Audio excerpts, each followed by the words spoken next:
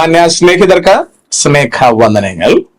വിശുദ്ധ വേദ പുസ്തകം പഴയ നിയമമായാലും പുതിയ നിയമമായാലും അടിമത്വത്തെക്കുറിച്ച് എന്ത് സംസാരിക്കുന്നു എന്നതാണ് ഞാൻ ഇന്ന് നിങ്ങളുമായി സംസാരിക്കുവാൻ ഉദ്ദേശിക്കുന്നത്. കാരണം അടിമത്വം എന്നത് മനുഷ്യന്റെ സ്വാതന്ത്ര്യത്തെ ഘനിക്കുന്നത് എന്ന നിലയിൽ അത് സമൂഹത്തിലെ ഒരു മാരകമായ തിന്മയാണ് എന്നും അത് സമ്പൂർണമായി മാറപ്പെടേണ്ടതാണ് എന്നും വിശ്വസിക്കുന്ന ഒരു സമൂഹത്തിലാണ് നമ്മളൊക്കെ ജീവിക്കുന്നത്. അതുകൊണ്ട് തന്നെ ആ ഒരു ഫ്രെയിം വെച്ച് നമ്മൾ വിശുദ്ധ വേദപുസ്തകത്തെ വീക്ഷിക്കുമ്പോൾ അതിനകത്ത് അടിമത്വം മാറപ്പെടണം എന്ന നിലയിൽ ഒന്നും സംസാരിച്ചിട്ടില്ല എന്നും മാത്രമല്ല അടിമത്വത്തെ പ്രോത്സാഹിപ്പിക്കുന്ന തരത്തിൽ ചില സംഭാഷണങ്ങൾ ഉണ്ട് എന്നും വ്യക്തമാണ്. അതുകൊണ്ട് തന്നെ അത് ഇക്കാലത്തിൽ ഉപയോഗിക്കാൻ കഴിയുന്ന ഒരു ഗ്രന്ഥമല്ല എന്ന മട്ടിന് ഇന്ന് പലരും, പ്രധാനമായും നിരീശ്വരവാദികളും എക്സ് ക്രിസ്ത്യാനികളും ഒക്കെ വാദിക്കാറുണ്ട്. അവർക്ക് വാദിക്കാൻ എന്തെങ്കിലുമൊക്കെ കാര്യങ്ങൾ വേണം. അതിന് കഴമ്പുള്ള കാര്യങ്ങൾ ഇല്ലാതെ വരുമ്പോൾ കൈ കിട്ടിയത് വെച്ച് അവർ ആഞ്ഞടിക്കാമെന്ന് വിചാരിക്കുന്നു എന്ന് മാത്രമേ ഉള്ളൂ. ഞാൻ ഈ സംസാരിക്കുവാൻ ഇടവരുന്നതിന്റെ ഒരു ആധാരം എന്ന് പറയുന്നത്, കഴിഞ്ഞ ദിവസം കോയ കോളിംഗിൽ ആരോ പെന്തക്കോസ്ത് വിട്ടുപോയ ആൾ വിളിച്ചു സംസാരിച്ചു എന്നും അപ്പോൾ അദ്ദേഹം സംസാരിച്ച കാര്യങ്ങൾ ആരിഫ് വെറുതെ തലയാട്ടിയിരുന്നു എന്നും കണ്ടിട്ട് ഒരു പെൺകുട്ടി കോയ കോളിംഗിലേക്ക് വിളിക്കുകയാണ്. എന്നിട്ട് ആരിഫിനെ ഉപദേശിക്കാൻ ശ്രമിക്കുകയാണ്. നിങ്ങളുടെ പ്രോഗ്രാമൊക്കെ കൊള്ളാം, നിങ്ങൾ മുസ്ലിങ്ങൾ അടിക്കുന്നത് അത് തരക്കേടില്ല, പക്ഷെ ക്രൈസ്തവരെ കുറിച്ച് പറയുമ്പോൾ നിങ്ങൾ തലയാട്ടിയിരിക്കുന്നത് ശരിയല്ല എന്ന മട്ടിന് ആ കുട്ടി സംസാരിക്കുകയാണ്. അപ്പോൾ ആ കുട്ടിയുടെ ചില ബോധ്യങ്ങൾ പറയാൻ ശ്രമിക്കുമ്പോൾ നിങ്ങളും മറ്റുള്ള കോയമാരെ പോലെ തന്നെയാണ് എന്ന് കൊണ്ടെത്തിക്കുകയും അതുവഴി ബൈബിൾ പറഞ്ഞിരിക്കുന്നത് ഭയങ്കര അടിമത്വമാണ് എന്നും ഇത് തിന്മയാണ് എന്നും ഒക്കെ പറഞ്ഞ് ആ കുട്ടിയുടെ വായടപ്പിക്കുന്ന ഒരു രംഗമാണ് നമ്മൾ ആ വീഡിയോയിൽ കാണുന്നത്. അപ്പൊ കുറെ പെൺകുട്ടി സംസാരിച്ചു കഴിയുമ്പോൾ പിന്നെ പെൺകുട്ടിയുടെ അപ്പൻ അതിനകത്ത് സംസാരിക്കുന്നു കുട്ടിയെ രക്ഷപ്പെടുത്താൻ വേണ്ടി. അവസാനം കോയ കോളിംഗുകാരൻ വളരെ ബിരുദൻ ആയതുകൊണ്ട് അയാൾ ബുദ്ധിപൂർവം അവരെ ട്രാപ്പ് ചെയ്ത് ആ വീഡിയോ അവസാനിപ്പിച്ചു എന്നാണ് ഞാൻ മനസ്സിലാക്കുന്നത്. അടുത്ത ആ വീഡിയോയുടെ തംബ്ലൈൻ ഉപയോഗിച്ചുകൊണ്ട് എക്സ് പെന്തക്കോസ്തുകാരൻ ഒരു വീഡിയോ ചെയ്തിരിക്കുന്നത് കണ്ടു. അപ്പോൾ അതിനകത്ത് അദ്ദേഹം കുറച്ച് വിശാലമായി എന്ന് പറഞ്ഞാൽ നേരത്തെ സംസാരിച്ച പെൺകുട്ടിക്ക് കാര്യങ്ങളെക്കുറിച്ച് അത്ര ബോധ്യമില്ല എന്നും അയാളുടെ പിതാവിനും അത്ര ബോധ്യമില്ല എന്നും വളരെ കൃത്യമായി പഠിച്ചിട്ടാണ് അദ്ദേഹം പെന്തക്കോസ്ത് വിട്ടത് എന്ന മട്ടിൽ അടിമത്തത്തെക്കുറിച്ച് ബൈബിൾ പറയുന്ന കാര്യങ്ങൾ വളരെ മോശമായിരിക്കുന്നു എന്ന് അയാൾ വാദിക്കുകയുണ്ടായി. അയാളുടെ വീഡിയോ ഞാൻ ഏറെക്കുറെ കേട്ടു. അപ്പോൾ ഇതിന്റെ എല്ലാം അടിസ്ഥാനപ്പെടുത്തിക്കൊണ്ട് അപ്പോൾ എയറിൽ ഇപ്പോൾ നിൽക്കുന്ന ഈ സംഭാഷണം ആരിഫ് സംസാരിച്ച കാര്യത്തെക്കുറിച്ച് ആരിഫിന് എന്തെങ്കിലും അറിയാമോ എന്ന് എനിക്കറിയില്ല. കാരണം ബൈബിളിനെ കുറിച്ച് ആ കാര്യത്തിൽ ആധികാരികമായി അദ്ദേഹം ഇന്ന് മനസ്സിലാക്കിയിട്ടുണ്ട് എന്ന് എനിക്കറിയില്ല. അതുപോലെ അദ്ദേഹത്തിന്റെ ആംഗിളിൽ നിന്ന് നോക്കുമ്പോൾ അത് കറക്റ്റുമാണ്. അടുത്ത് അതിന് സംസാരിക്കാൻ പോയ പെൺകുട്ടി അദ്ദേഹത്തിന്റെ അപ്പനും അവർക്ക് പെട്ടെന്ന് ചോദിച്ചത് കൊണ്ടാണോ അതോ ഈ കാര്യത്തെക്കുറിച്ച് ധാരണ ഇല്ലാത്തതാണോ എന്നും എനിക്കറിയില്ല.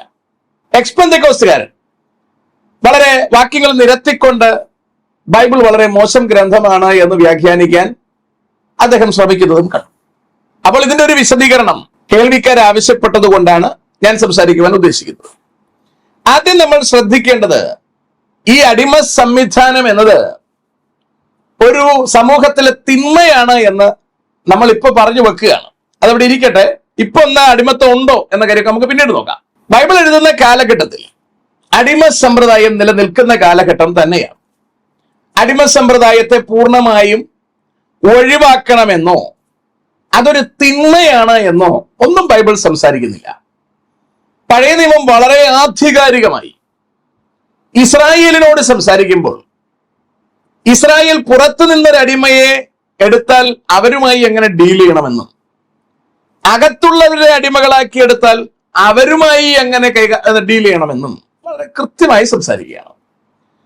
എന്ന് പറഞ്ഞാൽ വേദപുസ്തകം ദൈവ മക്കളുടെ, ഞാൻ പുതിയ നിയമം പിന്നെ സംസാരിക്കാം, പഴയ നിയമത്തിൽ സകല ജനവും പാപത്തിലാണ്ട് പോകുമ്പോൾ, ദൈവത്തിൽ നിന്ന് അന്യപ്പെട്ടു പോകുമ്പോൾ ദൈവം അബ്രഹാമിനെ വിളിച്ചു വേർതിരിച്ച് ഞാൻ നിന്നെ അനുഗ്രഹിക്കാം, നിന്റെ തലമുറകളെ ഞാൻ അനുഗ്രഹിക്കാം എന്ന് പറഞ്ഞ് മാറ്റി നിർത്തുകയും അബ്രഹാമിന്റെ മകൻ ഇസഹാക്കിന്റെ മകൻ യാക്കോബിനെ തിരഞ്ഞെടുക്കുമ്പോൾ അവന്റെ പേര് മാറ്റി ഇസ്രായേൽ എന്നാക്കുകയും ചെയ്തു. അങ്ങനെയാണ് ഇസ്രായേൽ എന്ന വർഗമുണ്ടാകുന്നത്. ആ ഇസ്രായേൽ എന്ന ജനത്തിന് എങ്ങനെ ജീവിക്കണമെന്ന കംപ്ലീറ്റ് സന്ദേശങ്ങൾ മോശയിലൂടെ കർത്താവ് കൈമാറുകയാണ്. അത് പരമപ്രധാനമായ കാര്യമാണ്. അത് കണ്ടിട്ടാണ് മുഹമ്മദ് അവരുടെ ആൾക്കാർക്ക് എങ്ങനെ ഇരിക്കണം, എങ്ങനെ ചിരിക്കണം, എങ്ങനെ ടോയ്ലറ്റിൽ കയറണം, ടോയ്ലറ്റിൽ കയറിയിട്ട് എങ്ങനെ ഇരിക്കണം എന്നൊക്കെ പറഞ്ഞ് കുറെ നിയമങ്ങൾ അയാൾ കൊടുക്കാൻ താല്പര്യപ്പെട്ടത്. കാരണം പ്രധാനപ്പെട്ട നിയമങ്ങൾ ഇവിടെ ഉള്ളത് കൊണ്ട് പിന്നീട് അയാൾക്ക് കൊടുക്കാൻ പറ്റുന്ന നിയമങ്ങൾ അങ്ങനെ മാത്രമേ ഉള്ളൂ. അവരുടെ നിയമങ്ങളിൽ കൂടുതലും നമുക്ക് നല്ല ബോധ്യമുള്ളതാണ്. ഞാൻ അങ്ങോട്ടേക്ക് തൽക്കാലം പോകുന്നില്ല. അതിൽ അടിമ സ്ത്രീകളെ ശാരീരികമായി ബന്ധപ്പെടാനുള്ള സൗകര്യം കൊടുത്തിരിക്കുന്നു എന്നുള്ളതാണ് ആരിഫൊക്കെ അവർക്ക് വിരോധമായി സംസാരിക്കുന്ന പ്രധാനപ്പെട്ട കാര്യം. അത് നമ്മുടെ വിഷയമല്ല.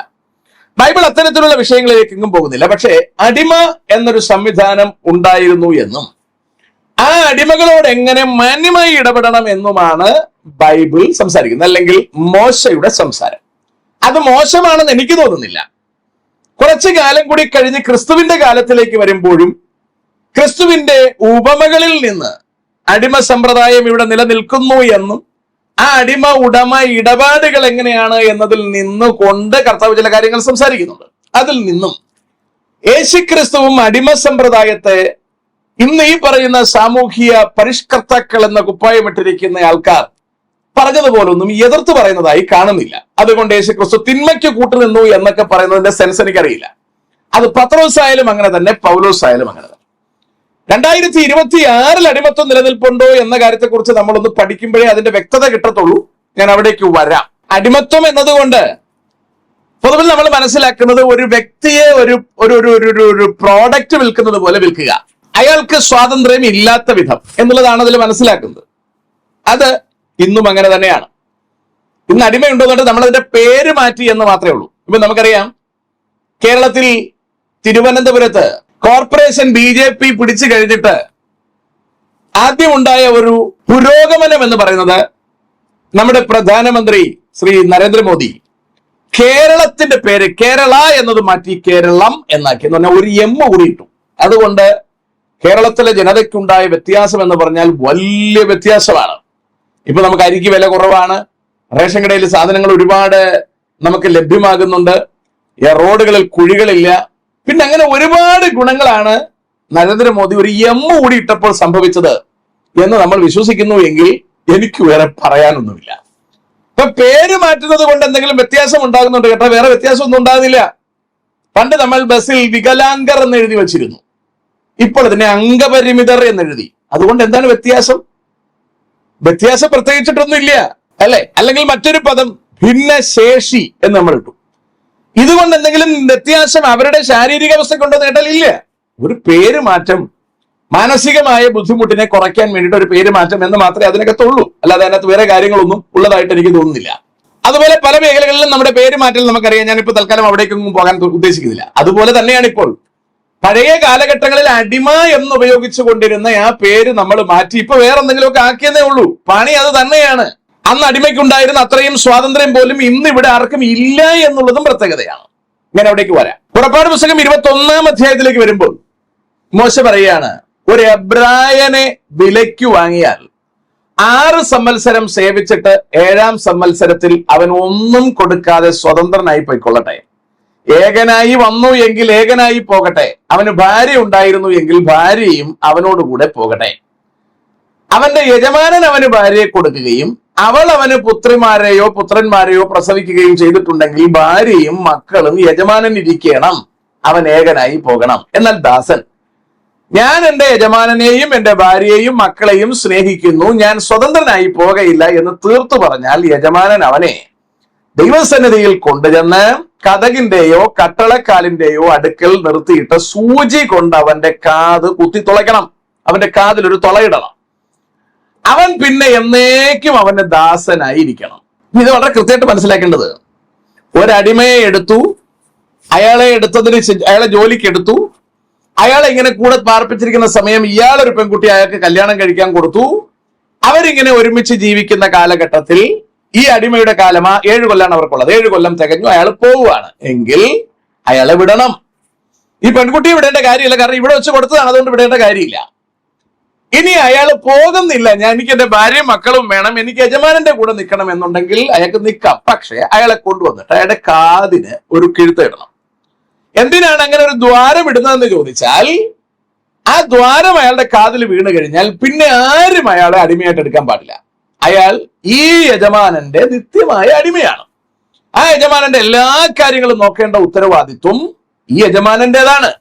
അതുകൊണ്ട് തന്നെ ഒരാൾ അടിമയെ വാങ്ങാൻ വേണ്ടി ചെല്ലുമ്പോൾ ആദ്യം നോക്കുന്നത് കാതിൽ കെടുത്തേണ്ടതാണ്. എങ്കിൽ അയാൾ മേടിക്കില്ല. കാരണം അയാൾ മറ്റാരുടെയോ ആജീവനാന്ത അടിമയായി തന്നെത്താൻ വിട്ടിരിക്കുന്നയാളാണ്. അയാളെ പിന്നെ മറ്റാരും വേങ്ങില്ല. അതാണ് നമ്മൾ യേശുക്രിസ്തുവിന്റെ അടിമയായി മാറുക എന്ന് പറഞ്ഞാൽ നമ്മൾ കാതു തുളയ്ക്കപ്പെട്ട അടിമയായി മാറണം. പിന്നീട് നമ്മൾ മറ്റാരുടെയും അടിമയായി മാറാൻ കഴിയില്ലാത്ത വിധം കർത്താവിന് വേണ്ടി നമ്മൾ സ്ഥിരമായ നിത്യമായ അടിമയായി മാറുകയാണ്. ആ ഭാഗം അവിടെ നിൽക്കട്ടെ, അതിപ്പോ ഇതിന്റെ ഇടയിൽ പറയേണ്ട കാര്യമില്ലല്ലോ. അതിനെ തന്നെ കുറച്ചുകൂടി ഭംഗിയായിട്ട് ആവർത്തന പുസ്തകം 15-ാം അധ്യായം 12 മുതൽ പറയുന്നുണ്ട്. നിന്റെ സഹോദരനായ ഒരു എബ്രായ പുരുഷനോ എബ്രായ സ്ത്രീയോ നിനക്ക് തന്നെത്താൻ വിറ്റിട്ട് 6 സംവത്സരം നിന്നെ സേവിച്ചാൽ 7-ാം സംവത്സരത്തിൽ നീ അവനെ സ്വതന്ത്രനായി വിട്ടയക്കണം. അവനെ സ്വതന്ത്രനായി വിട്ടയക്കുമ്പോൾ അവനെ വെറും കൈയായിട്ട് അയക്കരുത്. നിന്റെ ആട്ടിൻകൂട്ടത്തിൽ നിന്നും കളത്തിൽ നിന്നും മുന്തിരിച്ചക്കിൽ നിന്നും അവൻ ഔദാര്യമായി ദാനം ചെയ്യണം. നിന്റെ ദൈവമായ യഹോവ നിന്നെ അനുഗ്രഹിച്ചതുപോലെ നീ അവന് കൊടുക്കണം. നീ മിസ്രയീം ദേശത്ത് അടിമയായിരുന്നു എന്നും നിന്റെ ദൈവമായ യഹോവ നിന്നെ വീണ്ടെടുത്തു എന്നും ഓർക്കണം. അതുകൊണ്ട് ഞാൻ ഇന്ന് നിന്നോട് ഈ കാര്യം ആജ്ഞാപിക്കുന്നു. എന്നാൽ അവൻ നിന്നെയും നിന്റെ കുടുംബത്തെയും സ്നേഹിക്ക കൊണ്ടും നിന്റെ അടുക്കൽ അവന് സുഖമുള്ളത് കൊണ്ടും ഞാൻ നിന്നെ വിട്ടുപോകയില്ല എന്ന് നിന്നോട് പറഞ്ഞാൽ നീ ഒരു സൂചി എടുത്ത് അവന്റെ കാത് വാതിലിനോട് ചേർത്ത് കുത്തിത്തുളയ്ക്കണം. പിന്നെ അവൻ എന്നും നിന്റെ ദാസനായിരിക്കും. നിന്റെ ദാസിക്കും അങ്ങനെ തന്നെ ചെയ്യാം. അവൻ ഒരു കൂലിക്കാരന്റെ ഇരട്ടിക്കൂലിക്ക് തക്കതായി 6 സംവത്സരം നിന്നെ സേവിച്ചതുകൊണ്ട് അവനെ സ്വതന്ത്രനായി വിട്ടയക്കുമ്പോൾ നിനക്ക് വ്യസനം തോന്നരുത്. നിന്റെ ദൈവമായ യഹോവ നീ ചെയ്യുന്ന സകലത്തിലും നിന്നെ അനുഗ്രഹിക്കും. വളരെ കൃത്യമായി അടിമയായി വരുന്നയാളിനെ എങ്ങനെ ഡീൽ ചെയ്യണമെന്ന് സംസാരിക്കുകയാണ്. അപ്പൊ നമ്മുടെ പ്രശ്നം അടിമത്വം തന്നെ പാടില്ലെന്ന് കർത്താവ് പറയണം എന്നുള്ളതാണ്. ഇതെങ്ങനെ നടക്കും സുഹൃത്തെ? ഒരു സമൂഹത്തിൽ ഇത് രണ്ടും അത്യാവശ്യമല്ലേ? എല്ലാ ഇലയും പാകമായി നിന്നാ മതിയോ? ഇല പഴുക്കണ്ടേ? ഇല വളമാകണ്ടേ? ഇതൊരു പ്രോസസ് അല്ലേ? ഇത് സംഭവിക്കണ്ടേ? വീട്ടിലെ തവള തിന്നണ്ടേ? തവളയെ പാമ്പ് തിന്നണ്ടേ? ഈ സർക്കിൾ ഇങ്ങനെ കറങ്ങി പോകണ്ടേ? അതോ ഇതെല്ലാം ഇങ്ങനെ സ്റ്റക്കായി നിൽക്കണമെന്നാണ് ഉദ്ദേശിക്കുന്നത്? നമുക്ക് കമ്മ്യൂണിസത്തിന്റെ ഫിലോസഫിയിലേക്ക് പോകാം. അവിടെ എന്താണ് അവർ പറഞ്ഞത്? നമുക്ക് സമത്വമാണ് വേണ്ടത്. നമുക്കിവിടെ ഒരിക്കലും എന്ത് വേണ്ട? അസമത്വം വേണ്ട. എന്ന് പറഞ്ഞാൽ മുതലാളി നമുക്ക് വേണ്ട, ജമ്മി നമുക്ക് വേണ്ട. ഒരാൾ കൂടുതൽ വസ്തുക്കൾ കൈക്കലാക്കി വച്ചിരിക്കുകയും അവിടെ മറ്റൊരു ആൾക്കാരെ പണിക്കെടുക്കുകയും ചെയ്താൽ അത് ഫ്യൂഡലിസമായി. അത് നമുക്ക് വേണ്ട. ഒരാൾ ഒരു വലിയ സമ്പത്തിന്റെ ഉടമസ്ഥനായിട്ട് മുതലാളിയായിട്ടിരിക്കുകയും അയാളുടെ കീഴിൽ കുറെ പേര് പണിക്കാരായിട്ട് നിൽക്കുകയും ചെയ്താൽ അത് ക്യാപിറ്റലിസം ആകും. അതൊന്നും പാടില്ല. അതുകൊണ്ട് ഫ്യൂഡലിസവും ക്യാപിറ്റലിസവും ഒക്കെ മാറി ഇവിടെ എല്ലാവരും ഒരുപോലെ ആവണം എന്ന് പറഞ്ഞാൽ ആരുടെയും കയ്യിൽ കൂടുതൽ സമ്പത്ത് പാടില്ല, ആരുടെയും കയ്യിൽ സമ്പത്ത് ഇല്ലാതിരിക്കാനും പാടില്ല. ഈ പരിപാടി മുമ്പിലോട്ട് വച്ചുകൊണ്ടാണ് കമ്മ്യൂണിസം വരുന്നതും ഇവിടെ സമരങ്ങൾ ഉണ്ടാകുന്നതും കാശുകാരനെതിരെ ഇവർ യുദ്ധങ്ങൾ ചെയ്യുന്നതും കാശുകാരനെ ദരിദ്രനാക്കി മാറ്റിയതും താഴെയുള്ളവന് പിൽക്കാലത്ത് പണി ഇല്ലാതായി മാറിയത്.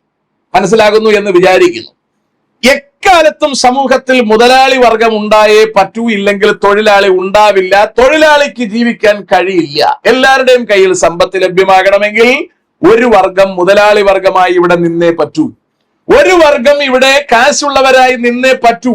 അവരുടെ കാശില്ലാത്തവരിലൂടെ റോൾ ചെയ്ത് പിന്നെയും കാശുള്ളവന്റെ കയ്യിലേക്ക് ചെന്ന് തിരിച്ചത് കറങ്ങണം.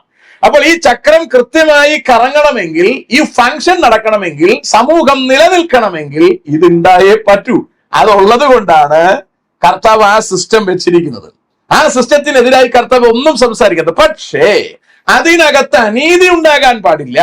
താഴെയുള്ളവനോട് മോശമായി ഇടപെടാൻ പാടില്ല. അവിടെയാണ് കർത്താവിന്റെ ഇടപെടൽ വളരെ ഷാർപ്പായി, വളരെ ധാർമ്മികമായി നമ്മൾ കാണും. ആ സിസ്റ്റത്തെ തുലച്ചെടുക്കുന്നിടത്തല്ലേ. നമുക്കറിയാം ബംഗാളിലൊക്കെ ഇവർ ഇതുപോലെ ഒരുപാട് സമരം ചെയ്തു മുതലാളിമാരെയൊക്കെ നശിപ്പിച്ചു. ഇപ്പൊ എന്താ സംഭവിച്ചത്? ബംഗാളിൽ പണിയില്ലാതായി, വാരിക്കെട്ടി കേരളത്തിലേക്ക് വരേണ്ടി വന്നു.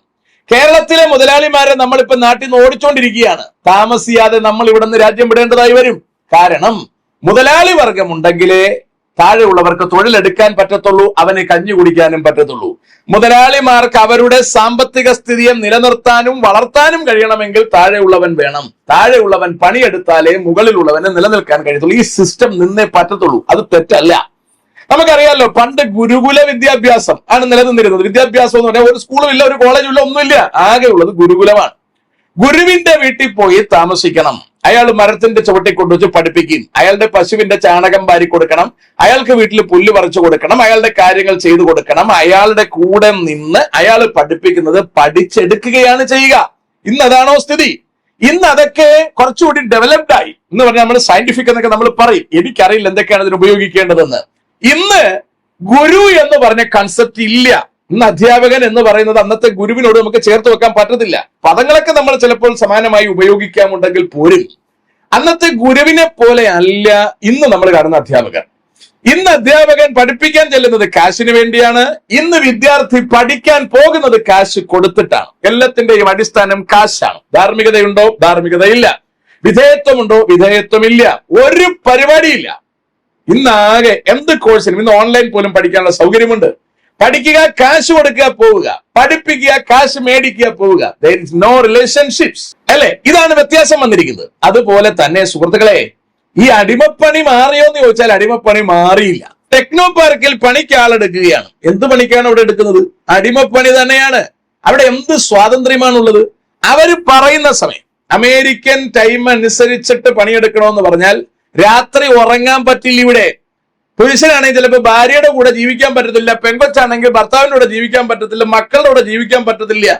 പണിക്കാരൻ ചെല്ലാൻ പറയുന്ന സമയം അവിടെ ചെന്നിരിക്കണം. അതിനെ അടിമപ്പണി എന്നല്ലാതെ എന്ത് പണിയെന്നാ വിളിക്കുന്നത്? ഞാൻ ഈ അടുത്ത ഇടയ്ക്കിൽ ഒരു നേഴ്സ് കുട്ടി എന്നെ പരിചയപ്പെട്ടു. അപ്പോൾ അവളുമായി സംസാരിച്ചപ്പോൾ ഞാൻ മനസ്സിലാക്കിയതാണ്, ആ കുട്ടി ഉച്ചയ്ക്ക് വീട്ടിൽ നിന്ന് ഇറങ്ങുകയാണ്. ഒരു 2-3 മണിക്ക് വീട്ടിൽ നിന്ന് ഇറങ്ങണം. പണിക്ക് കയറുന്നത് 6 മണിക്കോ 7 മണിക്കാണ്. അപ്പോഴാണ് വന്നെത്തുക. അപ്പൊ ഇത്രയും ദൂരം യാത്രയാണ് വന്നെത്തുക. 7 മണിക്കൊക്കെ ജോലിക്ക് കയറി കഴിഞ്ഞാൽ രാവിലെ 8 മണി വരെ ആ കുട്ടി പറയുന്നത് പട്ടിപ്പണി എന്ന പദമാണ്. എന്ന് പറഞ്ഞാൽ തീർത്തും വളരെ വേദനാജനകമായി എപ്പോഴും പണിയെടുക്കുക എന്നതാണ് അതിന്റെ അർത്ഥം. ഇപ്പൊ പിള്ളേർ ഉപയോഗിക്കുന്ന വാക്ക്. ഇപ്പൊ പട്ടിപ്പണി എടുക്കുക. രാവിലെ ആകുമ്പോൾ ഈ പറഞ്ഞ 7-8 മണിയാകുമ്പോൾ ഇറങ്ങും. 10-11 മണിയാകുമ്പോൾ യാത്ര ചെയ്ത് വീട്ടിലെത്തും. 2-3 മണിക്കൂർ കിടന്നുറങ്ങാൻ പറ്റും. ഭർത്താവിനെ കാണാൻ പറ്റത്തില്ല, കൊച്ചിനെ കാണാൻ പറ്റത്തില്ല, ആരെയും കാണാൻ പറ്റത്തില്ല. ചെന്ന് കിടന്ന് 2-3 മണിക്കൂർ ഉറങ്ങും. തിരിച്ചതുപോലെ എഴുന്നേറ്റ് 5 ദിവസം ഒരുപോലെ ഡ്യൂട്ടി, 5-7 ദിവസം ഒരുപോലെ ഡ്യൂട്ടിയാണ്. ഉറങ്ങി എഴുന്നേറ്റ് പിന്നെയും നൈറ്റിന് വേണ്ടി പോവാണ്. ചെന്ന് കഴിഞ്ഞാൽ കണ്ണടയ്ക്കാൻ പറ്റാത്ത വിധം പണിയെന്നാണ് പറഞ്ഞു കേൾക്കുന്നത്. ഇനി മോർണിംഗ് ആണെങ്കിലോ അതും അതുപോലെ തന്നെ. രാവിലെ ചെല്ലണം, വൈകുന്നേരം വരെ ഇങ്ങനെ പണിയെടുക്കണം. അപ്പൊ ഇത്രയും പണിയെടുത്താലും കിട്ടുന്ന കാശ് എത്രയാണ്? കുറച്ചേ ഉള്ളൂ. അപ്പൊ ഈ ചില ദിവസങ്ങൾക്ക് മുമ്പാണ് നഴ്സുമാരെല്ലാം കൂടെ ചേർന്ന് സമരം നടത്തിയത്. ഞങ്ങൾക്ക് ഇത്ര കാശ് വേണം. അപ്പൊ അടിമകൾക്ക് പണ്ട് ഇങ്ങനെ സമരം നടത്താനുള്ള സൗകര്യം ഉണ്ടായിരുന്നില്ല. പക്ഷേ ഇന്നുള്ള അടിമകൾക്ക് സമരം ചെയ്യാനുള്ള അവസരമുണ്ട് എന്നുള്ളതാണ് നമ്മൾ ഈ ഉദ്ദേശിക്കുന്നത്, അല്ലെ? എല്ലാ മേഖലയും നിങ്ങൾ നോക്കൂ. ഞാനിപ്പോ ടെക്നോ പാർക്ക് പറഞ്ഞു, നഴ്സുമാരുടെ കാര്യം പറഞ്ഞു, ഡോക്ടർമാരുടെ കാര്യം വ്യത്യാസമാണോ? ഇല്ല. പറയുന്ന സമയം ഡോക്ടേഴ്സ് അവിടെ എത്തിയിരിക്കണം. അവർക്ക് കൊടുത്തിരിക്കുന്ന ടാർഗറ്റ് അവർ ഫുൾഫിൽ ചെയ്തിരിക്കണം. അപ്പോ പണ്ട് അടിമയ്ക്കുണ്ടായിരുന്ന സിസ്റ്റത്തിന് വ്യത്യാസം വന്നു എന്നല്ലാതെ ഇതിന് വേറെ കാര്യവും സംഭവിച്ചിട്ടില്ല. പണ്ടൊരാളെ അടിമയായിട്ട് എടുത്താൽ അയാളുടെ വീട്ടിൽ ചെന്ന് കിടക്കണമായിരിക്കും, അവിടെ തൊഴുത്ത് വല്ലതും വെച്ചു കൊടുക്കും, അവിടെ കിടക്കണമായിരിക്കും. ഇന്ന് അങ്ങനെയല്ല. അവര് വെച്ചു കൊടുത്തിരിക്കുന്ന ഓഫീസിൽ കിടക്കണം, അല്ലേ? നിങ്ങൾ പണിയെടുക്കുന്ന സ്ഥലത്ത് നിങ്ങൾ നോക്കൂ. നിങ്ങൾക്ക് എന്തിനൊക്കെ സൗകര്യം ഒരുക്കി തന്നിട്ടുണ്ട്? ആഹാരം കഴിക്കാൻ തന്നിരിക്കുന്ന സംവിധാനം എത്രയുണ്ട്?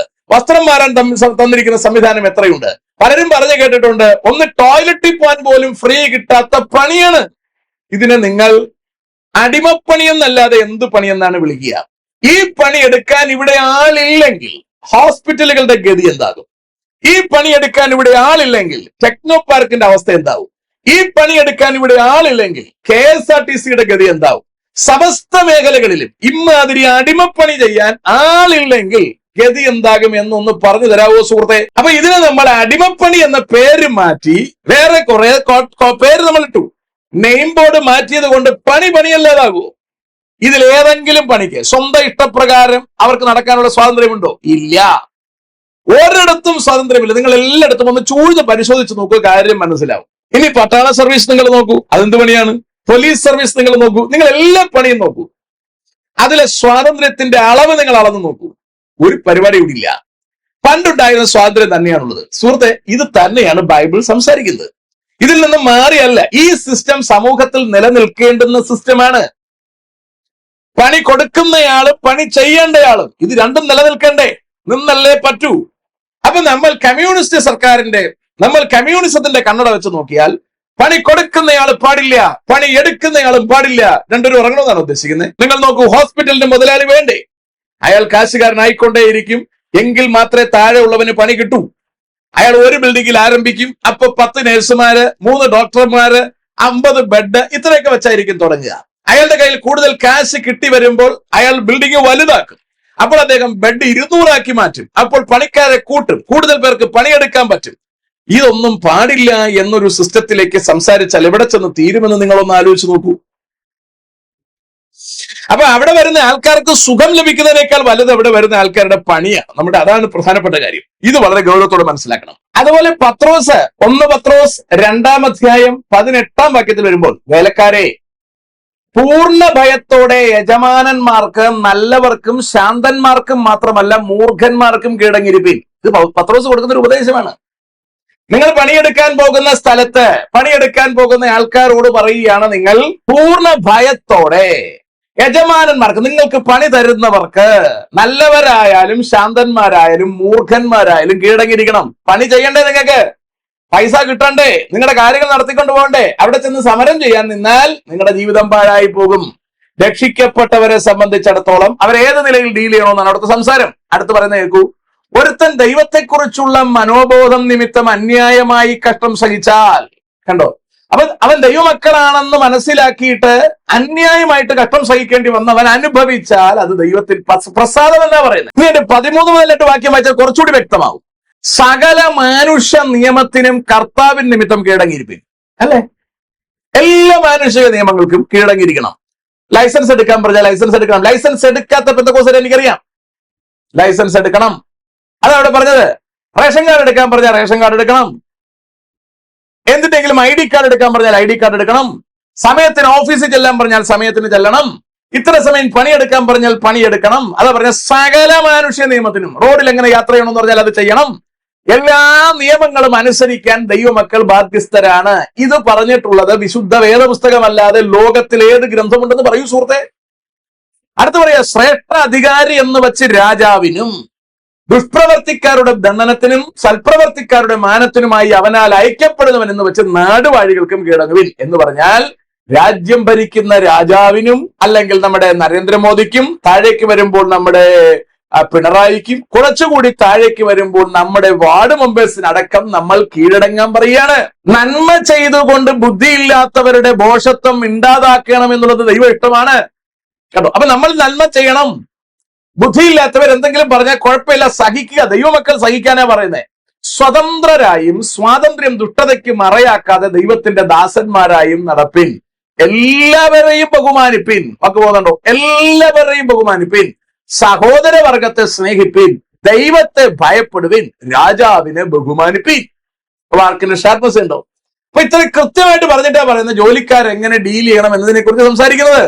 എഫേസ്യർക്ക് ലേഖനം 6-ാം അധ്യായം 5-ാം വാക്യത്തിലേക്ക് വരുമ്പോൾ കുറച്ചുകൂടി ശക്തമാവുകയാണ്.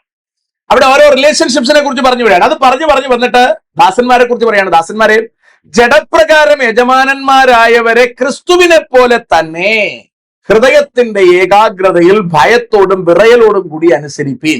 അപ്പൊ നിങ്ങളുടെ ജഡപ്രകാരം യജമാനന്മാരുണ്ട്. അവരെ നിങ്ങൾ ഭയത്തോടെ വിറയലോടെ ബഹുമാനത്തോടെ നിങ്ങൾ സേവിക്കണം. ഇത് പറഞ്ഞിരിക്കുന്ന തെറ്റെന്ന് പറഞ്ഞിരിക്കുന്ന വിദ്വാൻമാരെ കണ്ട് ഞാൻ ചിരിച്ചുപോയി. കാരണം ആരെയും ബഹുമാനിക്കാൻ പാടില്ല, ദൈവത്തെ പോലും ബഹുമാനിക്കാൻ പാടില്ലെന്ന് പഠിപ്പിക്കുന്ന ഇവർക്ക് ഇത്രേ പറയാൻ കഴിയൂ. അതിന്റെ അപ്പുറം ഇവരുടെ തലച്ചോറിൽ നമ്മൾ പ്രതീക്ഷിക്കുന്നത് തന്നെ അബദ്ധമാണ്. എന്ന് പറഞ്ഞാൽ കാഞ്ഞിര മരത്തിൽ നിന്ന് പേരയ്ക്ക പ്രതീക്ഷിക്കുന്നത് പോലെയാണ് ഇവരിൽ നിന്ന് ബോധമുള്ള ഒരു അഭിപ്രായം നമ്മൾ പ്രതീക്ഷിക്കുന്നത്. ഇത്ര ഭംഗിയായി പറഞ്ഞിരിക്കുന്ന പുസ്തകത്തെ വളരെ മോശം രീതിയിൽ വളിച്ച ചിരിയോടുകൂടി ഒരുത്തന് പറയാൻ കഴിയണമെങ്കിൽ അവൻ ചെകുത്താന്റെ സന്തതി എന്നല്ല, നമുക്ക് മറ്റൊന്നും പറയാൻ നിവൃത്തിയില്ല. ചെകുത്താൻ അങ്ങനെ തന്നെയാണ് ചെയ്യുന്നത്. ദൈവം ആദമിനും ഹവ്വയ്ക്കും ഒരു കൽപ്പന കൊടുത്തിരുന്നു, ഈ വൃക്ഷത്തിന്റെ ഫലം തിന്നരുത്, തിന്നാൽ നമ്മൾ തമ്മിലുള്ള ബന്ധം കട്ടാവും. അവിടെ പിശാച് എന്നിട്ട് എന്താ പറഞ്ഞേ? അയ്യ, അങ്ങനെ സംഭവിക്കില്ല. അതേ നമ്പറാണ് ഇവന്മാർ ചെയ്യുന്നത്. ഇവരുടെ ഉദ്ദേശം അതാണ്. അതിലെ നന്മയെ ചോർത്തിക്കളയുക, അതിനെ തിന്മയിലേക്ക് ലീഡ് ചെയ്യുക. പിശാചിന്റെ ചട്ടുകമായിട്ടാണ് ഇവർ പ്രവർത്തിക്കുന്നത് എന്ന വസ്തുത സ്നേഹിതർ തിരിച്ചറിയണം. ഇത് വായിക്കേണ്ടതുപോലെ നിങ്ങൾ വായിക്കണം. അടുത്ത വരി, മനുഷ്യരെ പ്രസാദിപ്പിക്കുന്നവരെ പോലെ ദൃഷ്ടിസേവയാലല്ല ക്രിസ്തുവിന്റെ ദാസന്മാരെ പോലെ ദൈവ ഇഷ്ടം ചെയ്തും മനുഷ്യരെയല്ല കർത്താവിനെ തന്നെ പ്രീതിയോടെ സേവിച്ചുകൊണ്ട് അനുസരിപ്പിൻ എന്ന് പറഞ്ഞാൽ, നിങ്ങളുടെ മുതലാളിയുടെ മുമ്പിൽ ദൃഷ്ടിസേവ കാണുമ്പോൾ ഇങ്ങനെ തൊഴുതുകൊണ്ട് നിന്നിട്ട് അയാളങ്ങ് പോയി കഴിയുമ്പോൾ തെറി പറയുന്നവരാകരുത്. ദൃഷ്ടി കൊണ്ട് സേവിക്കാൻ നിൽക്കരുത്. ഉള്ളം കൊണ്ട് നിങ്ങൾ സേവിക്കണം. അറിഞ്ഞുകൊണ്ട് നിങ്ങൾ സേവിക്കണം. അറിഞ്ഞുകൊണ്ട് നിങ്ങൾ ബഹുമാനിക്കണം എന്ന വളരെ കൃത്യമായ ഒരു സന്ദേശമാണ് ഇവിടെ കൊടുക്കുന്നത്. അടുത്ത വാക്യം, ദാസനോ സ്വതന്ത്രനോ ഓരോരുത്തൻ ചെയ്യുന്ന നന്മയ്ക്ക് കർത്താവിൽ നിന്ന് പ്രതിഫലം പ്രാപിക്കും എന്നറിയുന്നുവല്ലോ. അപ്പൊ ദാസനും സ്വതന്ത്രനും അവനവൻ ചെയ്യുന്നതിന് പ്രതിഫലം കിട്ടും. ഇവിടെ നിന്ന് അങ്ങോട്ട് ചെന്ന് കഴിയുമ്പോൾ ദാസനെന്നും സ്വതന്ത്രനെന്നും ഇല്ല. അത് കാര്യമാണ് വ്യക്തമാക്കി പറയുന്നത്. അടുത്ത് പറയുന്നത് പ്രധാനമാണ്, യജമാനന്മാരെ, അവരുടെയും നിങ്ങളുടെയും യജമാനൻ സ്വർഗത്തിലുണ്ടെന്നും അവന്റെ പക്കൽ മുഖപക്ഷമില്ലെന്നും അറിഞ്ഞുകൊണ്ട് അങ്ങനെ തന്നെ അവരോട് പെരുമാറുകയും ഭീഷണി വാക്കൊഴിവാക്കുകയും ചെയ്യുവിൻ. വളരെ ഷാർപ്പായിട്ട് യജമാനന്മാരോട് പറയുകയാണ്, നിങ്ങൾ നിങ്ങളുടെ ദാസന്മാരോട് ഇടപെടുമ്പോൾ ഭീഷണി ഉപയോഗിക്കരുത്, മോശം ഡീല് ചെയ്യരുത്, കാരണം നിങ്ങളുടെ യജമാനൻ സ്വർഗത്തിലുണ്ട്. കണ്ടോ? അപ്പോൾ ഇത്ര ഭംഗിയായി യജമാനൻ എങ്ങനെ ദാസനോട് ഡീൽ ചെയ്യണമെന്നും ദാസൻ എങ്ങനെ യജമാനനോട് ഡീൽ ചെയ്യണമെന്നും വളരെ ഭംഗിയായിട്ട് നീതിപൂർവം യോഗ്യമായി സംസാരിച്ചിരിക്കുന്നതിനെ മോശം രീതിയിൽ സംസാരിച്ചുകൊണ്ട് അടിമത്വത്തിന് മണ്ണിട്ടു വളമിട്ടു എന്നൊക്കെ ഇവർ പറയുന്നത് ഏതർത്ഥത്തിലാണ്? അതുകൊണ്ട് ഇതൊക്കെ ചെകുത്താന്റെ ദുർവ്യാഖ്യാനമാണ്. അടിമത്വം എന്നത് പഴയ കാലഘട്ടത്തിൽ ആ രീതിയിൽ നിലനിന്നു. ഇന്നും അതേ അടിമത്വം അതിനേക്കാൾ കുറച്ചുകൂടി ഘനത്തോടു കൂടി നിലനിൽക്കുന്നുണ്ട്. പേര് മാറ്റിയിട്ടുണ്ടെന്ന് മാത്രമേ ഉള്ളൂ. ഞാൻ നേരത്തെ പറഞ്ഞതുപോലെ കാല് വയ്യാത്തയാളിന് നമ്മൾ വികലാംഗൻ എന്ന് പേര് വിളിച്ചാലും അംഗപരിമിതൻ എന്ന് പേര് വിളിച്ചാലും അയാൾക്ക് കാല് വയ്യാത്തത് തന്നെയാണ്. അതിന് പേര് മാറ്റി വിളിച്ചതുകൊണ്ട് വ്യത്യാസമൊന്നും വരാൻ പോകുന്നില്ല. അതുകൊണ്ട് പഴയ നിയമത്തിൽ അടിമയെന്നോ പുതിയ നിയമത്തിൽ ഡോക്ടർ എന്നോ നഴ്സ് എന്നോ പോലീസ് എന്നോ വിളിച്ചതുകൊണ്ട് പ്രത്യേകിച്ചൊന്നുമില്ല. ഇതെല്ലാം അടിമ തന്നെയാണ്. പണിയെടുക്കുന്നവർക്കറിയാം. വിശ്വാസ ജീവിതത്തിന്റെ ഏറ്റവും പ്രധാനം എന്ന് പറയുന്നത് ദൈവത്തിൽ നിന്ന് അകന്നുപോയ നമ്മൾ ദൈവത്തിന്റെ അടുത്തേക്ക് ഇണയ്ക്കുന്നതാണ്.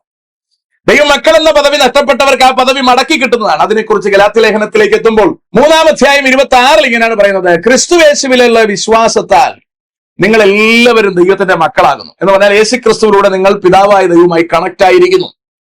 ക്രിസ്തുവിനോട് ചേരുവാൻ സ്നാനമേറ്റിരിക്കുന്ന നിങ്ങൾ എല്ലാവരും ക്രിസ്തുവിനെ ധരിച്ചിരിക്കുന്നു. അതിൽ എന്ന് പറഞ്ഞാൽ ക്രിസ്തുവിനോടുകൂടെ ചേർന്ന് സ്നാനമേറ്റ് പിതാവിനോട് കണക്ട് ആയിരിക്കുന്ന ദൈവമക്കളായി മാറിയിരിക്കുന്ന ആ പൊസിഷനിൽ, അതിൽ യഹൂദനും യവനനും എന്നില്ല. അവിടെയുള്ള അന്നത്തെ വേർതിരിവാണ്. യഹൂദനെന്നും യവനനെന്നും വേർതിരിവ് അന്ന് അവിടെ ഉണ്ട്. ഇന്നിവിടെ നാട്ടിൽ ബ്രാഹ്മണൻ, ക്ഷത്രിയൻ, വൈശ്യൻ, ശൂദ്രൻ എന്ന വ്യത്യാസമുള്ളതുപോലെ അവിടെ ഉണ്ട്. പക്ഷെ ക്രിസ്തുവിലായി കഴിഞ്ഞാൽ ബ്രാഹ്മണനെന്നോ ക്ഷത്രിയനെന്നോ വൈശ്യനെന്നോ ശൂദ്രനെന്നോ ഇല്ല. ദാസനെന്നും സ്വതന്ത്രനെന്നുമില്ല, ആണും പെണ്ണുമില്ല, നിങ്ങൾ എല്ലാവരും ക്രിസ്തുവിൽ ഒന്നത്രേ എന്ന് പറഞ്ഞാൽ ആണും പെണ്ണും ഇല്ലേ എന്ന് ചോദിച്ചാൽ ആണും പെണ്ണും ഉണ്ട്. ക്രിസ്തുവിലാകുമ്പോൾ അവൻ ആണെന്നോ പെണ്ണെന്നുമുള്ള വ്യത്യാസമില്ലെന്നാ പറയുന്നത്. അതാ മനസ്സിലാക്കേണ്ടത്. യഹൂദനെന്നും യവനനെന്നും എന്ന വ്യത്യാസമില്ല, അടിമയെന്നും ഉടമയെന്നുമുള്ള വ്യത്യാസമില്ല, ദാസൻ സ്ലേവ് ആണെന്നോ മാസ്റ്റർ ആണെന്നുള്ള വ്യത്യാസമില്ല. ക്രിസ്തുവിൽ എല്ലാവരും ഒന്നാണ്. അപ്പോൾ തന്നെ ഒരു ചർച്ചിനകത്ത് DGP ഉണ്ട്, ഏറ്റവും താഴെയുള്ള പോലീസുകാരനുണ്ട്, ഇതിനിടയിലുള്ള സർക്കിൾ അല്ലെങ്കിൽ DYSP ഒക്കെ ഉണ്ട്. അവരെല്ലാവരും അവരുടെ റാങ്ക് അനുസരിച്ച് പെരുമാറണം. സഭയിൽ വന്നു എല്ലാവരും ഒരേ ഗ്ലാസിൽ കർത്തൃമേശ സ്വീകരിക്കും. പക്ഷേ അളിയാന്ന് വിളിക്കരുത് അങ്ങോട്ടും ഇങ്ങോട്ടും. അവർ ബഹുമാനിക്കണം, കൊടുക്കേണ്ടുന്ന ബഹുമാനം കൊടുക്കണം. അതാണ് കൃത്യമായി ബൈബിൾ സംസാരിക്കുന്നത്. നിങ്ങൾ സഹോദരൻ എന്ന് വെച്ച് അവരുടെ മോശമായി ഡീൽ ചെയ്യരുത്. ഒരു യജമാനനും ഒരു അടിമയും ഒരേ ചർച്ചിൽ ആരാധനയ്ക്ക് അറ്റൻഡ് ചെയ്യും. അവർ ഒരുമിച്ച് ഒരേ ഗ്ലാസിൽ നിന്ന് തിരുമേശ സ്വീകരിക്കും. പക്ഷേ യജമാനനെ യജമാനനായി തന്നെ കാണണം, ദാസനെ ദാസനായി തന്നെ കാണണം. ദാസന് യജമാനനൊപ്പമാകാൻ ശ്രമിക്കരുത്. അവർക്കുള്ള പൊസിഷൻ അവർ സൂക്ഷിക്കണം. ഇല്ലേ? ചില സ്ഥലങ്ങളിൽ അപ്പനും മകനും ഉണ്ട്. മകൻ പാസ്റ്റർ ആയിരിക്കും.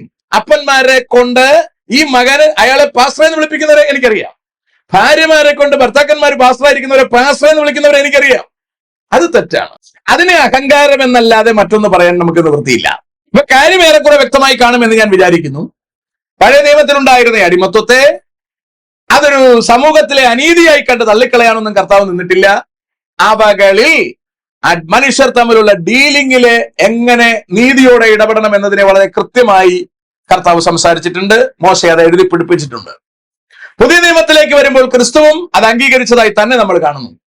കുറച്ചുകൂടി മുൻപിലേക്ക് വരുമ്പോൾ പത്രോസും പൗലോസും അത് അംഗീകരിച്ചിട്ടുണ്ട്. അപ്പോൾ തന്നെ അവർ സഭയിൽ എങ്ങനെ ഡീൽ ചെയ്യണം എന്നതിനെ കുറിച്ച് വളരെ കൃത്യമായി പറഞ്ഞിരിക്കുന്നു. അതുകൊണ്ട് തന്നെ ഇപ്പോഴും ഈ 2026 ഞാൻ ആ കാര്യം സംസാരിക്കുമ്പോൾ ഒരു ഉളുപ്പുമില്ലാതെ ഈ കാലത്തിലത്തേക്ക് എഴുതിയതുപോലെ കൃത്യം അത് ആപ്ലിക്കബിൾ ആയ സാധനമായിരിക്കാൽ ഭംഗിയായി സംസാരിക്കാനുള്ള ധൈര്യം നമുക്കുണ്ടാകുന്നത്. ഇല്ലായിരുന്നെങ്കിൽ ആ ധൈര്യം നമുക്കുണ്ടാകുമായിരുന്നില്ല. ഇത്രയും ഭംഗിയായി ധാർമ്മികത തുളുമ്പി നിൽക്കുന്ന, ഇത്രയും ഭംഗിയായി ആദർശമുള്ള, ഇത്രയും ഭംഗിയായി മാനുഷിക ബന്ധങ്ങൾക്ക് മൂല്യം നൽകുന്ന ദൈവവുമായി അവരെ ഇണപ്പിക്കുന്ന, അവരുടെ ഇടയിലുള്ള അസമത്വങ്ങളെ ഉപേക്ഷിക്കുന്ന, ഇല്ലായ്മ ചെയ്യുന്ന മറ്റൊരു ഗ്രന്ഥം മറ്റൊരിടത്തും ഉണ്ടാവില്ല. അതങ്ങനെ ഉണ്ടാകാൻ കാരണം നമ്മൾ എല്ലാവരും കർത്താവിന്റെ മക്കളായതുകൊണ്ടാണ്. നമ്മൾ എല്ലാവരും ഏത് നിലയിലുള്ളവരാണെങ്കിലും ആ വ്യത്യസ്തതകൾ പരിഗണിക്കാതെ നമ്മൾ എല്ലാവരെയും മക്കളാക്കി നിത്യതയ്ക്കൊത്തിക്കുവാൻ കർത്താവ് ആഗ്രഹിക്കുന്നു. അതിനുള്ള പദ്ധതികൾ കർത്താവ് യേശുക്രിസ്തുവിലൂടെ ഒരുക്കിയിരിക്കുന്നു. അപ്പോൾ തന്നെ ഈ സമൂഹത്തിൽ ജീവിക്കുമ്പോൾ നമുക്ക് നൽകിയിരിക്കുന്ന പൊസിഷനുകൾ നമ്മൾ സൂക്ഷിക്കേണ്ടത് അത്യന്താപേക്ഷിതവുമാണ്. സ്വതന്ത്രരാണെന്ന് വെച്ച് കാറിലെ പുറത്തുള്ള 4 ചക്രങ്ങൾ കൂടി സ്റ്റീറിംഗ് എന്ന ചക്രത്തോടൊപ്പം കാറിനകത്ത് കയറിയിരിക്കാൻ ശ്രമിച്ചാൽ ഒരിക്കലും ആ കാറിനെ ഓടിക്കാൻ പറ്റത്തില്ല. അതുകൊണ്ട് 4 ചക്രങ്ങൾ പുറത്ത് തന്നെ നിൽക്കണം. അവകൾ ചൂട് കൊള്ളണം, അവകൾ മഴ നനയണം, അവകൾ താറിലൂടെ യാത്ര ചെയ്യണം, അവകൾ ചെളിയിലൂടെ യാത്ര ചെയ്യണം. സ്റ്റീറിംഗിന് എക്കാലത്തും അകത്ത് AC-യിൽ ഇരിക്കാനുള്ള സ്വാതന്ത്ര്യമുണ്ട്. കമ്മ്യൂണിസ്റ്റുകാർ പറയുന്നത് പോലെ എല്ലാവർക്കും സമത്വം വേണമെന്ന് പറഞ്ഞ് സ്റ്റീറിംഗിനെ പുറത്താക്കിയാൽ വിജയിക്കില്ല, ടയറുകൾ അകത്ത് കയറിയാലും വിജയിക്കില്ല. ഓരോന്നിരിക്കേണ്ടടത്തിരിക്കണം. ഓരോന്നിനും ഓരോ സ്ഥാനം കൊടുത്തിട്ടുണ്ട്. എല്ലാം അതതിടങ്ങളിൽ ഇരുന്നാൽ മാത്രമേ സമൂഹം ഭംഗിയായി യാത്ര ചെയ്യൂ. അത് മനസ്സിലാക്കിയിട്ടാണ് ദൈവം ആ കാലത്തിൽ അന്നും ഇന്നും എന്നും പ്രവർത്തിച്ചു കൊണ്ടിരിക്കുന്നത്. അതുകൊണ്ടാണ് സമൂഹം ഇങ്ങനെ നിൽക്കുന്നത്.